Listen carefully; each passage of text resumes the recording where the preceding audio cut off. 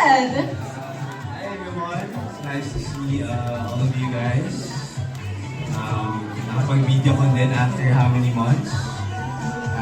Of course, just want to say hi to our bosses, Jimmy, Miss Tracy, Miss Joy, Miss Annette, hello. And sa lahat ng sumabaybay sa journey ko sa loob ng bahay ni Kuya, maraming salamat. And I'm excited for what's today. Yeah, thank you so much. And of course, kami kasi nag-work na kami together. So, sa Mano po, last 2 years ago, I think. And interesting din na mag-work kami ulit.